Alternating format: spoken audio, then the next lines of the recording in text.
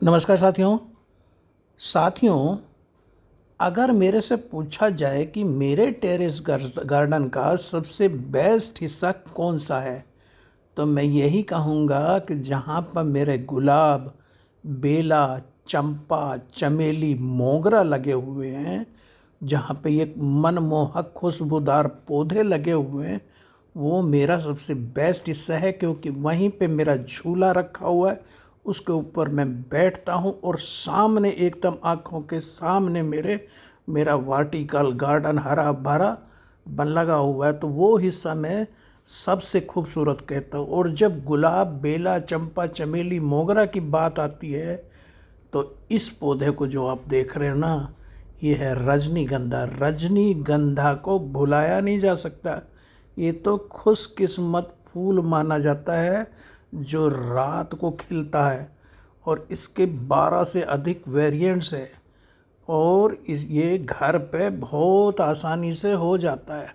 जैसे ये हमारे यहाँ पे लगा हुआ है, हमारे पास 2 गमले। देखिए, ये बड उसकी रजनीगंधा की कुछ दिन में, इसमें जुलाई में इसमें फूल खिलने शुरू हो जाएंगे। और फूल जो है ना, समूह में, गुच्छों में इसमें आते हैं, सफ़ेद रंग के फूल आते हैं। और इसमें इसको क्या है कि 4-5 घंटे की धूप मिल जाए तो ये बहुत ही अच्छा चलता है। और ये इसके साथ बस समस्या यही है, इसे सर्दी पसंद नहीं है। तो देखिए, दूसरा मेरा पौधा ये है जिसमें आपको नीचे बल्ब भी दिखाई दे रहे हैं। ये एक्चुअली बल्ब से लगता है पौधा। इसका जो प्रोपगेशन है वो बीज और बल्ब और डिवीजन से होता है। तो ये पौधा 20 डिग्री से, जैसे मैंने बताया, ठंड से घबराता है। 20 डिग्री से नीचे, टेम्परेचर से नीचे इसको परेशानी होने लगती है। और इसको उगाने का बेस्ट समय जब सर्दियां गुजर जाएं, जिससे ये घबराता है, सर्दियां गुजर जाएं, मार्च अप्रैल में लगाने का बेस्ट समय है। अगर आपके यहाँ बारिश ज़्यादा नहीं होती है तो आप इसे जून जुलाई में भी लगा सकते हैं। इसके लिए उपजाऊ मिट्टी होनी चाहिए। और अगर आप गमले में लगा रहे हैं तो 60% गार्डन सॉइल लेके, और जो 40% बची उसमें कंपोस्ट, कोकोपीट और रेत मिला लीजिए। तो इससे इसको भुरभुरी मिट्टी हो जाएगी। और इस भुरभुरी मिट्टी में 3-4 सेंटीमीटर गहरा एक गड्ढा खोद कर उसमें बल्ब दबा लगा दीजिए। और आप 2 बल्ब भी एक जगह पर लगा सकते हैं, क्योंकि कभी कभी एक बल्ब नहीं उगता, तो 2 बल्ब रहेंगे तो अच्छे से। और इनको 6 सेंटीमीटर की दूरी पे अगर लगाते हैं तो ये बढ़िया चलते हैं। तो इसको बहुत ज़्यादा पानी, मीडियम पानी चाहिए, ना ज़्यादा ना कम। हफ्ते में 3 दिन इसको पानी दे दें। और इसमें फूल वाला पौधा है, फास्फोरस और पोटास वाली खाद माह में, जो ग्रोइंग सीजन इसका होता है, उस ग्रोइंग सीजन में, एक्टिव ग्रोइंग सीजन में, इसको हर महीने हमें पोटास और फास्फोरस वाली ऑर्गेनिक लिक्विड खाद इसमें दें। इसको वास्तु के हिसाब से तो धन, सुख, समृद्धि लाने वाला पौधा बताया जाता है और शुभ माना जाता है। इसकी माला देवी देवताओं को अर्पित की जाती है। और बताया जाता है कि इसको घर के पूर्व या उत्तर दिशा में लगाने से बरकत होती है, तरक्की के रास्ते खुलते हैं। और कहते हैं कि अगर पति पत्नी में अनबन रहती है तो घर के आंगन में लगाइए, बहुत सारे वास्तु दोष दूर हो जाते हैं इसको लगाने से। सकारात्मक ऊर्जा आती है घर के अंदर। तो इसलिए वास्तु के अनुसार से भी ये पौधा बहुत ही अच्छा माना जाता है। इस पौधे को कई नामों से पुकारा जाता है, जैसे रजनीगंधा, निशिगंधा, अनजानी, सुगंधराज, अंग्रेजी में इसको बोल देते हैं ट्यूबरोज। एक्चुअली इसका जो बॉटनिकल नाम है वो है अगाव अमीका। अगाव अमीका इसका बॉटनिकल नेम है। और पहले इसको पोलियंथस ट्यूबरोसा कहते थे। तो ये पेरिनियल प्लांट है और इसकी जो परिवार है वो एस्पेरेगेसी परिवार है। इसकी जो उप फैमिली है, सब फैमिली है, वो एगेवोइडी है। और ये ऑर्नामेंटल प्लांट है। और ट्यूबुलर फ्लावर इसमें आते हैं, ट्यूबुलर फ्लावर स्टार नुमा। कुप्पी नुमा नीचे से होता है और फिर स्टार की तरह दिखने लगता है। 6 स्टेमन्स इसके फूल में होते हैं, 3 पार्ट नुमा एक इसका स्टेगमा होता है। तो ये सफ़ेद फूल आता है। और अब ये मुख्य रूप से 2 भागों में इसको डिवाइड करते हैं, एक सिंगल पेटल वाला और दूसरा डबल पेटल वाला, और तीसरा होता है वेरीगेटेड टाइप। तो इसमें अब तो बहुत कलर में आने लगा, ये white, red, tinged with red, hybrid में तो pink, reddish, purple, orange, yellow colour के भी अब इस समय आ रहे हैं इसमें। तो ये बहुत सारे कलर में ये फूल अब आता है। जहाँ तक इसके उपयोग की बात है ना, तो इसकी व्यावसायिक खेती इत्र के लिए, सजावटी उद्देश्यों के लिए की जाती है। शादी की जो सजावट होती है वो रजनीगंधा के फूलों से होती है। शुभ आयोजनों में इसका प्रयोग होता है। फूल विक्रेताओं के पास आसानी से मिल जाता है क्योंकि लोकप्रिय फूल है और फूल पूरे वर्ष खिलते हैं। ये गर्मियों में और पतझड़ में दोनों मौसमों में खिल जाते हैं, बस सर्दियों को छोड़ के। सर्दियों में टेम्परेचर, क्योंकि सर्दी से थोड़ा घबराता है, और इसके फूल तारे के आकार के आते हैं, स्टार नुमा। उत्पत्ति जैसे कि मैक्सिको का मूल निवासी है और ऊंचाई इसकी 2 से 3 फीट तक ये हो जाता है। और जैसे कि मैंने बताया, इत्र निर्माण, तेल निकालने, हाई क्वालिटी का परफ्यूम बनाते हैं, इससे माला बनाने में उपयोग होता है, गुलदस्ते बनते हैं, पुष्पों के आभूषण बनते हैं। और जहाँ तक इत्र की बात है तो इसके तेल में तेज सुगंध आती है। और इसकी जो पंखुड़ी होती है, वो इसमें फूल जो आते हैं वो सिंगल पंखुड़ी वाले फूल आते हैं और दोहरी पंखुड़ी वाले आते हैं। सिंगल पंखुड़ी वाले फूल जो होते हैं, जो एकल पंखुड़ी वाले फूल होते हैं, वो दोहरी पंखुड़ी वाले फूलों से ज़्यादा सुगंधित होते हैं। इसीलिए तेल निकालने में और माला बनाने में ये सिंगल पंखुड़ी वाले इस्तेमाल होते हैं। डबल पंखुड़ी वाले फूल ज़्यादातर सजावट में इस्तेमाल होते हैं। और एरोमा थेरेपी में इसकी जो सुखदायक सुगंध होती है वो तंत्रिकाओं को आराम देती है। और इसकी लंबी स्पाइक के कारण ये कट फ्लावर के रूप में गुलदस्तों में बहुत प्रयोग होता है। और आयुर्वेद की दवाओं में, डेंटल क्रीम में, माउथ वॉश में इसका बहुत उपयोग है। चॉकलेट से बने जितने भी पेय पदार्थ हैं उनमें भी ये मिलाया जाता है। और जैसे मैंने बताया कि इसको बोने का समय जो है ना, बसंत है। बसंत लगते ही रोपण कर दी थी, 3-4 माह में इसमें फूल आने शुरू हो जाते हैं। तो इसको पर्याप्त धूप वाले स्थान में रखिए और मिट्टी में नमी बनी रहे। ऑर्गेनिक लिक्विड फर्टिलाइज़र दीजिए। फुल सन या पार्शियल शेड में ये अच्छा चलता है। खुला धूप वाला स्थान इसे बहुत पसंद है।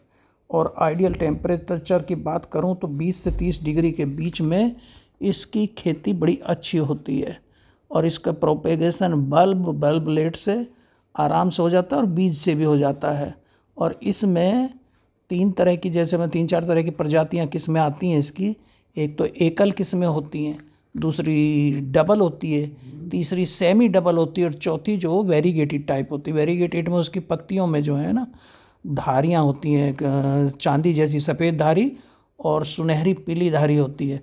तो रजत और स्वर्ण रेखा इसकी वेरीगेटेड में आती हैं।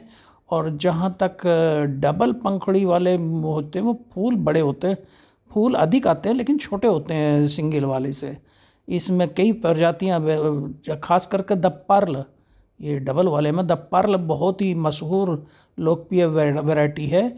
और सिंगल वाले में सिंगल मैक्सिकन अच्छी प्रजाति है। इसके अलावा अर्का, प्रज्वल, सुहासनी, वैभव, ये बहुत सारी अच्छी वैरायटी हैं जो इसमें चल रही हैं। और जहाँ तक इसकी कटाई का बात है, अगर हम खेती कर रहे हैं तो रोपण के 3 बाद ये कटाई के योग्य हो जाता है। जैसे ही फूल खिलने शुरू हों तो इसको काट लेते हैं। और इसका जो मौसम होता है फूलों के खिलने का, वो जुलाई से शुरू होता है और सितंबर तक ये खिलते रहते हैं। और फूलों का जो कहते हैं ना बिल्कुल पीक जो आता है वो अगस्त से सितंबर पे सबसे ज़्यादा फूल खिलते हैं। और इनको जैसे ही फूल खिलने शुरू हों तो इसमें आधार से इसको बल्ब से थोड़ा सा ऊपर, जिससे बल्ब डिस्टर्ब ना हो, उसके काट लेते हैं। इसमें मीठी शहद जैसी सुगंध आती है। और जहाँ तक इसके रखने की बात है तो 10 डिग्री सेंटीग्रेड पर इसके फूलों को संग्रह किया जा सकता है। और इसको जैसे कि बात है कि इसकी खेती की, तो हिंदुस्तान में तो ये सभी जगह उगाया जाता है, खास करके पश्चिमी बंगाल, कर्नाटक, तमिलनाडु, ये आपका महाराष्ट्र, उत्तर प्रदेश में इसकी खेती लगभग 20,000 हेक्टेयर में होती है। और बहुत सारे देशों में उगता है, फ्रांस, इटली, दक्षिण अफ्रीका, अमेरिका में भी इसकी बहुतायत में खेती होती है। और इसकी जो पत्तियां होती हैं वो चमकीली एकदम हरी होती हैं, और इसका फूल जैसे मैं बता, लाउड स्पीकर की तरह कुप्पी के नुमा इसमें, लाउड स्पीकर का जैसे चोंगा होता है उसकी तरह का होता है। और इसकी जो इकहरी की इसमें सिंगल पेटल वाली वो एक कतार में आती है। इसमें बहुत सारी प्रजातियां हैं, जैसे रजत रेखा, श्रीनगर, सुहासनी, प्रज्वल, मैक्सिकन सिंगल। दोहरी में 3 से 5 कतार में होती हैं। दोहरी वाली में कलकत्ता डबल, स्वर्ण रेखा, पर्ल, द पर्ल जो अच्छी वैरायटी है। अच्छे जल निकास और अच्छे वायु संचार वाली भूमि जिसकी पीएच 6.5 से 7.5 हो, उसमें हो जाए इसकी खेती आसानी से की जा सकती है। दोमट या बलुई दोमट में जो उपजाऊ हो, कार्बनिक खाद से रिच हो, नमी युक्त ज़मीन हो, उसमें ये अच्छी हो जाती है। मार्च अप्रैल में अच्छी तरह खेत की जुताई करके उस ज़मीन को भुरभुरी बना के 20 सेंटीमीटर लाइन से लाइन की दूरी और 20 सेंटीमीटर पौधे से पौधे की दूरी रख के इसकी खेती की जाए तो 1 एकड़ में 1 लाख पौधे लगेंगे। अगर तेल के लिए कर रहे हैं तो 20 सेंटीमीटर लाइन से लाइन और 15 सेंटीमीटर पे पौधे से पौधे की दूरी रखनी चाहिए। जहाँ तक खाद की बात है तो गोबर की खाद सड़ी हुई इसमें 6 से 8 टन जुताई के समय ही डाल दीजिए, और इसके बाद 200 किलोग्राम यूरिया, 500 किलोग्राम एसएसपी और 130 किलोग्राम पोटास की ज़रूरत पड़ेगी। आधी यूरिया बुआई के समय और आधी 30 दिन बाद इसमें दे दीजिए, तो इसमें खाद की पूर्ति हो जाती है। इसकी खेती में पहले साल 1,25,000 रुपये प्रति एकड़ के हिसाब से खर्च होता है, और इसमें लगभग 2 लाख रुपए आय हो जाती है। तो इस तरह 75,000 रुपये की बचत होगी। लेकिन इसके बाद हर साल लगभग 20,000 रुपये खर्च होगा और 2 लाख की आय होगी। इस तरह से 1,80,000 के करीब आपकी 1 एकड़ से इसमें शुद्ध लाभ आपको मिल सकता है। तो ये खेती बड़ी लाभदायक है। इसकी खेती से 1 एकड़ में लगभग 100 कुंटल फूलों का उत्पादन और 100 कुंटल ही हमारा बल्ब का उत्पादन प्रति एकड़ हमें प्राप्त हो जाता है। और बल्बों को हम 2 से 3 माह तक संरक्षित रख सकते हैं, बशर्ते हमने कार्बेंडाजिम 2 ग्राम प्रति लीटर की दर से इसको बीज को उपचारित करके रखना होता है। खेत में इसमें खरपतवार परेशान करते हैं तो उसके लिए एट्राजीन 1.2 kg प्रति एकड़ की दर से अगर हम इसको इस्तेमाल करें तो खरपतवारों से निजात मिल जाती है। इसके अलावा तना सड़न और काली सड़न, फफूंद, ये जो परेशान करती है, तो उसके लिए हमारे जो फफूंदी नाशक है जैसे कॉपर ऑक्सीक्लोराइड है, स्टेप्टोसाइक्लिन है, इनका प्रयोग करें तो हमें लाभ मिलता है। इसके अलावा कीटों में ग्रास होपर के लिए मेलाथियान या रोगोर 2 ml प्रति लीटर की दर से हम इस्तेमाल कर सकते हैं। तो इसको जो है नीमेटोड या माहू थ्रिप्स है तो इसके लिए मोनोक्रोटोफास 1.5 ml प्रति लीटर की दर से अगर इस्तेमाल करें तो ये राहत मिल जाती है। निमेटोड के लिए कार्बोफ्यूरान या थीमेट का हम 500 से 600 ग्राम प्रति एकड़ इस्तेमाल करें तो इस समस्या से भी निजात मिल सकती है। तो साथियों, इसकी हमारी रजनीगंधा की खेती के बारे में जानकारी आपको मैंने दी। ये कैसा वीडियो लगा? अच्छा लगा तो लाइक करिएगा, कमेंट करिएगा और सब्सक्राइब करना मत भूलिएगा। थैंक यू, नमस्कार दोस्तों।